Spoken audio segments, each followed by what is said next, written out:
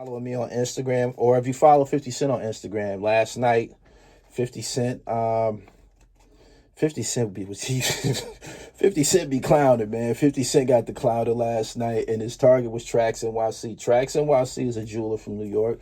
They actually made my first Gully TV pendant. They do good jewelry, they do. TRAX NYC is a jeweler from New York, and they have taken on this thing where they want to be a part of the Instagram community, so they making content. And one of the top jewelers, I can't remember his name. I knew his name at a point in time. One of the top jewelers from TRAX NYC chose to make a cross, an icy cross, like one that 50 Cent has. And he made an Instagram post, and he had a picture of 50 Cent. And he told everybody, you see this cross that 50 Cent has? I don't know where he got his, but I know where I got mine, TRAX NYC.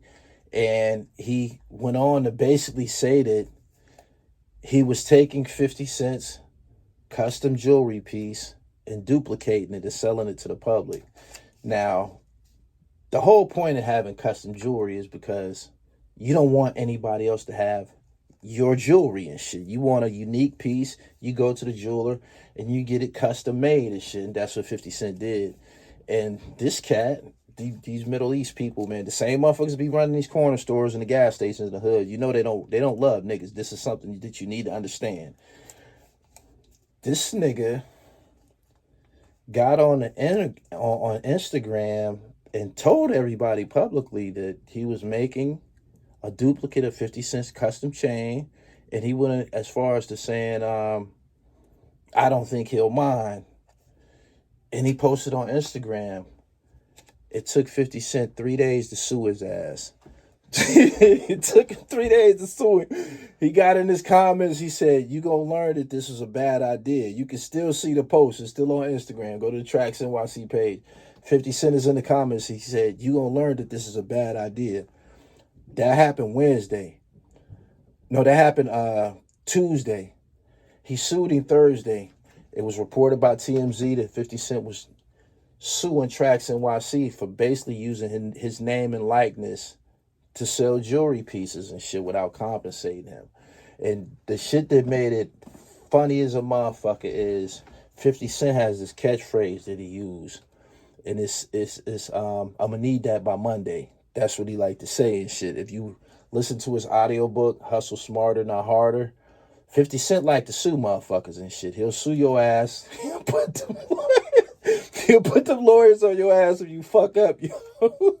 So in his book, he was saying that, you know what I mean, I don't give a fuck what go down, man. If you violate, man, I'm gonna need that by Monday and shit, right? So he put his lawyers on dude, man, and as soon as it was posted by TMZ that he was suing it, he tagged dude, and he told him, hey fam, I'm gonna need that by Monday. So, that's what's going on. That's what's going on in the online community. Before I bring on my guest, I want to offer prayers as well as condolences for everybody in the state of Florida. There's some really, really destructive weather going on down in Florida. This is a state that people move to in retirement. So it's a lot of, like senior citizens and elderly who then took all of their savings, retirement money, and retreated to Florida because of the weather to call it home, you know what I'm saying, for the rest of their life. But they got these hurricanes, man, just tearing that motherfucker up. I have never in my lifetime seen a Category 5 hurricane play out, and we watching it on TV, man. The destruction is just unfucking believable, man. Like, this shit is just, this shit look like a movie. It does. It actually looks like some type of nuclear bomb went off down there and shit. And what's really, really crazy and unbelievable about this shit is that it's a lot of swampland and shit like that down there. So it's flooded. They having to rescue people out of water that's in some places up to people this chest high. And people, they finding people floating, holding on to, to debris and shit, floating, waiting to be rescued. And in this water, is the motherfucking Florida Gators. This is crazy as hell. They've showed houses, flooded houses, man. Gators floating around in the houses and shit.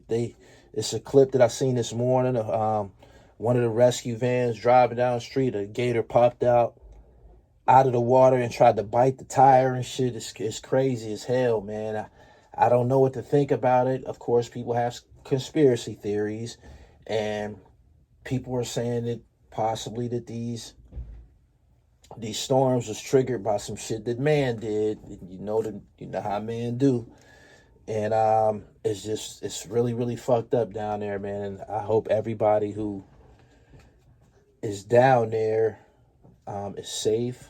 There's been some casualties, but I hope everybody is safe. And I hope FEMA and the organizations responsible for, saving people and helping people put their lives back together, I hope they hop to it, because it's really, really bad down there. Some of these people's homes are gone forever. Like, some people got to build all over again, and they probably gonna be displaced, like what happened with Katrina. When Katrina hit New Orleans, a lot of people ended up in Houston, Texas, Atlanta, places as far as Washington, D.C. So people probably will be displaced behind this natural disaster, and I just offer my condolences and prayers and shit for, the survivors and everybody who's been affected by that. Pillmatic 3 is on the way to keep up the momentum generated from Pillmatic 1 and 2. For the last 2 months, me and P.A. Dre, we've collaborated and we've been putting out these dope-ass singles. We got a contact at Shade 45 who've been supporting everything that we doing. And we be getting radio spins, man. And shout out to Smooth Haynes from Connecticut, 100 Grand Royce from Harlem, YNX, Jamal Gasol, Tom Giss, everybody that's been working with us, man. Everybody that's been working with us, I really, really appreciate y'all trusting in us to get y'all to where y'all need to be. These songs that we've been putting out, they for promo use only. And again, the whole objective is to get you guys heard and shit. I've been hearing from a lot of people, man. Gully, you jumped right in the shoes that was left by the late DJ K. Slay, and I feel that that's a great compliment. That wasn't something that I set out to do. I just wanted to make sure that my platform went beyond YouTube. That's one thing that's insulting to me when somebody refers to me as a YouTuber. I have to correct people all the time. I ain't no goddamn YouTuber. I'm a published author. I'm an actor. I'm a model. I'm an executive producer of 2 albums. I got 2 clothing brands that's doing incredible. I own 2 .coms, both of them doing incredible.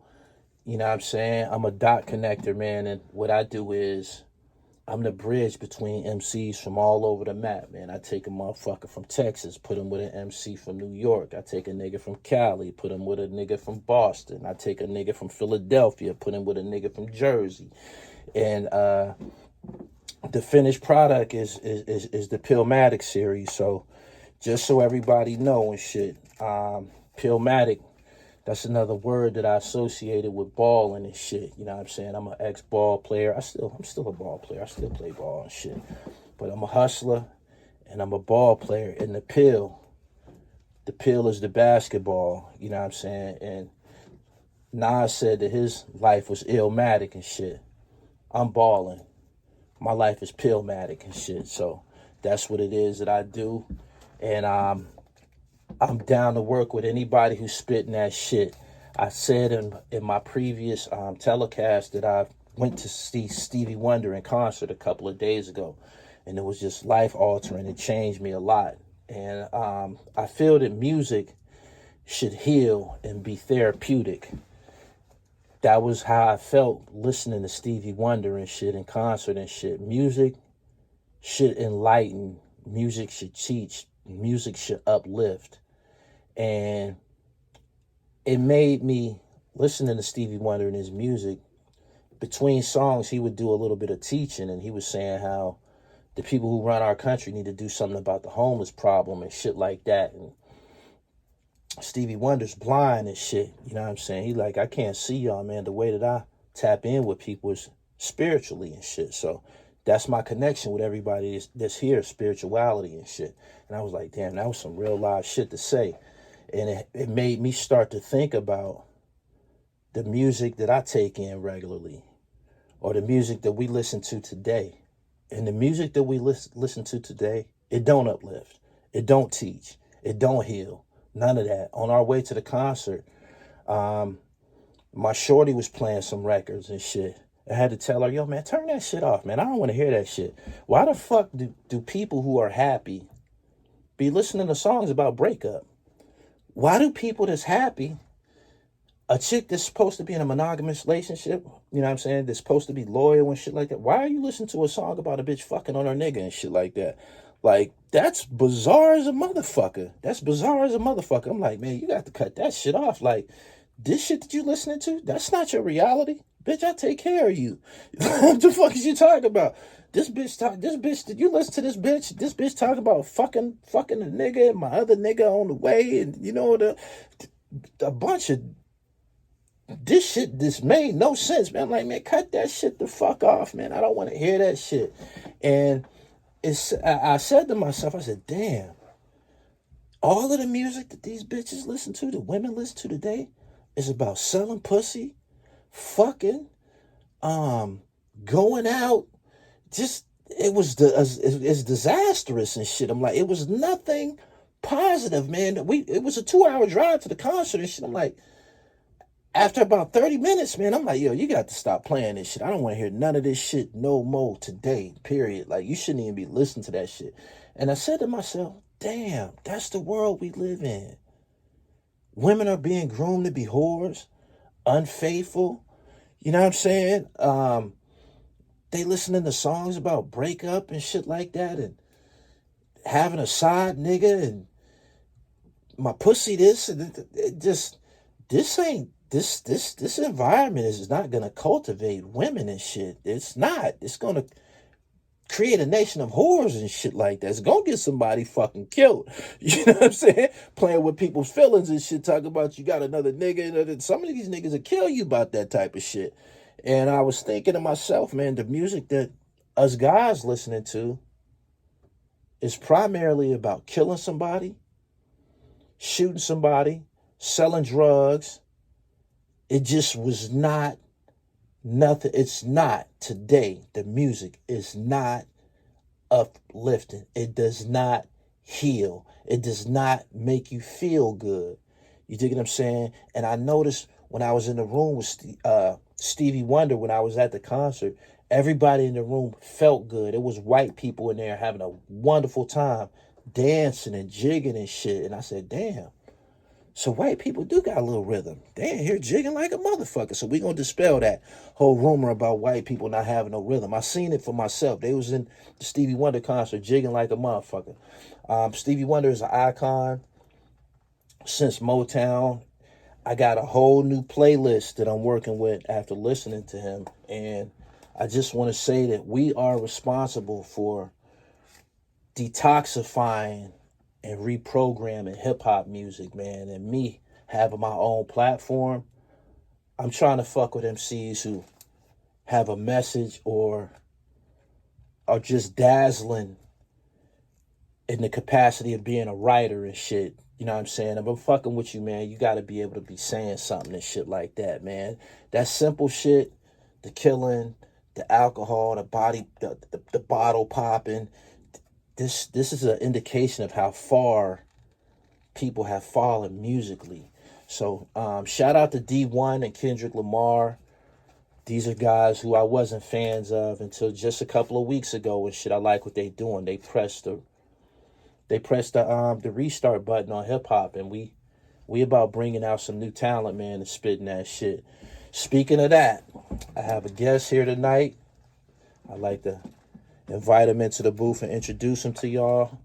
He's somebody that I'm gonna be working with on Pillmatic 3. He's from Boston, Massachusetts. You know what I'm saying? Currently dribbling in Atlanta. And I encountered him online some years ago, man, maybe about 2-3 years ago. And I like what I heard and shit. I like what I heard, man. I told him initially we had a conversation about me doing some marketing for a project that he had out, and I listened to a couple of his records. I'm like, my nigga, you need to be running with us. You know what I'm saying? I find myself saying that a lot to people. I told him, I said, you need to be running with us. We everything that you're doing is appreciated at Gully TV and shit. Lyricism, talking that fly shit. You know what I'm saying? You putting these words together, putting these songs together. Everything that you're doing, man, reminds me of 1994. And that's the sound that I stand on. Come on in here, my nigga. Peace, peace. This is Raheem. Go ahead and introduce yourself, G. What's good, man? Raheem Blake. Come from Boston, man. Dorchester, what's up? Yeah, man, it's a pleasure to be here, man. I'm admiring what you do, bro. Thanks I respect a lot. it. Thanks a lot. You flew in today, and I appreciate you coming to the Dribble, man. Yes, sir. Why don't you tell my listeners how long you've been doing music? Shit. I was always into rap since the day I was born. Unit, you know what I mean? Tripe the God, real shit.